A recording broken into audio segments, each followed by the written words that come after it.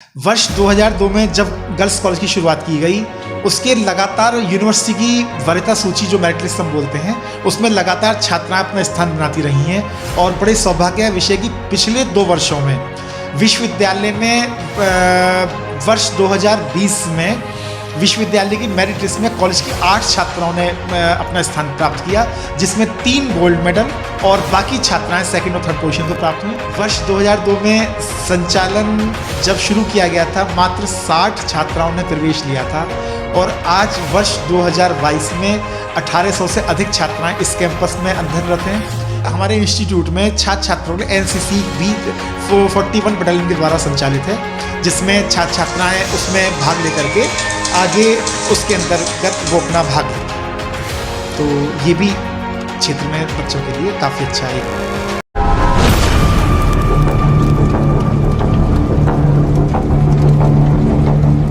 नमस्कार, news India first में आपका स्वागत है। मैं आपके साथ रविंद्र कुमार इंसा, संवाददाता, और मेरे साथ में मेरे सहयोगी डॉक्टर योगिनी प्रजापति, छोटी काशी अनूपसर से। इस समय पर हमारी टीम जहीराबाद के आरडीपीडी कॉलेज के प्रिंसिपल साहब से जुड़ी हुई है, तो देखिए और आप भी हमारे चैनल से जुड़ते रहिए। तो सर, सबसे पहले मैं आपका नाम और आपका परिचय पूछना चाह रहा हूँ। जी, मेरा नाम शरद अग्रवाल है जी, और मैं आरडीपीटी ग्रुप ऑफ एजुकेशन के निदेशक के रूप में सभी संस्थाओं का संचालन देखता हूँ। जी, तो आप ये बताइए, जैसे आप इस विद्यालय की जो मैनेजमेंट कमेटी है उसका नाम क्या है? देखिए, आरडीपीटी ग्रुप ऑफ एजुकेशन की स्थापना वर्ष 2002 में शिक्षा सेवा समिति के अंतर्गत की गई थी। जी, सबसे पहले वर्ष 2002 में समिति द्वारा रघुवर Dayal Prabhudayal girls degree college की स्थापना की गई। उस समय केवल बीए कोर्स शुरू किया गया और उसके बाद 2004 में बीकॉम, फिर 2006 में एमए होम साइंस और इंग्लिश, और 2008 में बीएड, और फिर बाद में एमए एजुकेशन और सोशोलॉजी को शुरू किया गया। वर्ष तो 2002 में आप अपने विद्यालय की विशेषता बतलाइए, क्या क्या विशेषताएं आपके विद्यालय? जी, वर्ष 2002 में संचालन जब शुरू किया गया था, मात्र 60 छात्राओं ने प्रवेश लिया था और आज वर्ष 2022 में 1800 से अधिक छात्राएं इस कैंपस में अध्ययनरत हैं।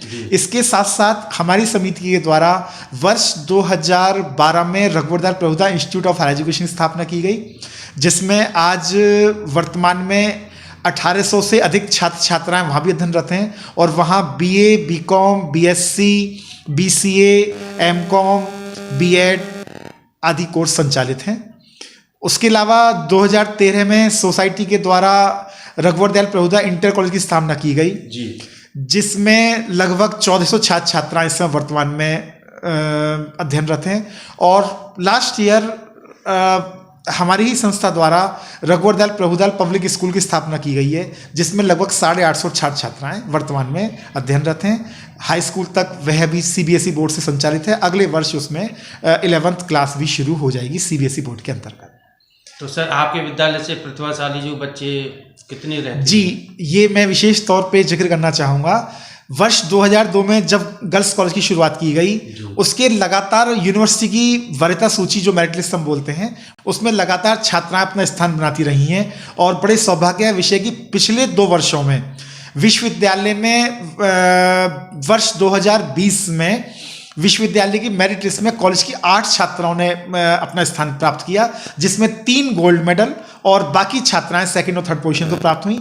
और वर्ष 2021 की परीक्षा में 5 छात्राओं ने यूनिवर्सिटी की मेरिट लिस्ट में स्थान किया, जिसमें 2 गोल्ड मेडल और बाकी छात्राएं अन्य स्थानों पर सफलता हासिल की हैं।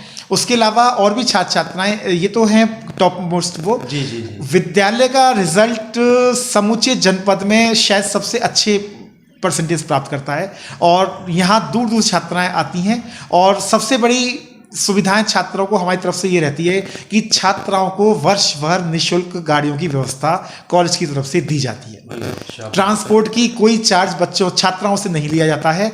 इसी कारण दूर दूर से छात्राएं, लगभग 22 गाड़ियां कॉलेज की क्षेत्र में चारों तरफ बच्चों को लेके आती हैं। और कोशिश हमारी ये होती है कि छुट्टियां हम कम से कम रखें और बच्चों को अधिक से अधिक पढ़ने का मौका मिले। ये हमारी विशेष वरीयता रहती है। तो जैसे आपके यहाँ पर गरीब छात्र छात्रा जो आते होंगे, क्या उनसे आपके विद्यालय में अलग से कोचिंग सेंटर की कोई व्यवस्था हो? नहीं, छात्राएं यदि नियमित रूप से कक्षाएं पूरी करें तो उनको कोचिंग की कोई आवश्यकता बिल्कुल भी नहीं है।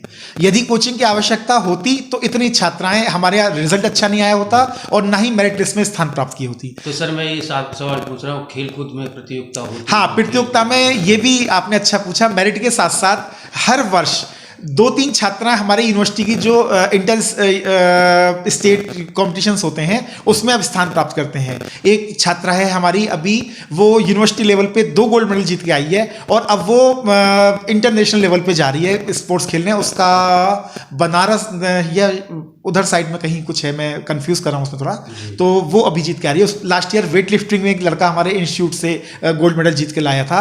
उससे पहले 2 छात्राएं दौड़ में वहां से जीत के, एक लड़का भी शूटिंग के लिए गया है, उसका रिजल्ट आना बाकी है।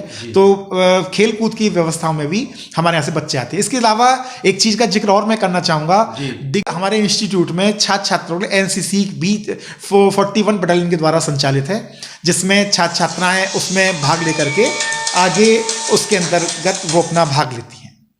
तो ये भी क्षेत्र में बच्चों के लिए काफ़ी अच्छा एक उसका तो आपके लिए, जैसे आप इतना मेहनत कर रहे हैं विद्यालय के लिए, तो आपके विद्यालय के छात्र और छात्राएं किस तरीके से महसूस करते हैं कि हमारे प्रिंसिपल साहब इस तरीके से गाइड कर रहे हैं? इस बारे में बेहतर तो छात्र छात्राएं आपको फीडबैक देंगे, लेकिन मुझे लगता है कि क्षेत्र के लोग, उनके अभिभावक और छात्र छात्राएं, जो पढ़ने वाले छात्राएं, निश्चित रूप से अच्छा माहौल पाते हैं, अच्छी सुविधाएं पाते हैं और अपने आप को पढ़ के कहीं ना कहीं तरक्की पाते हैं।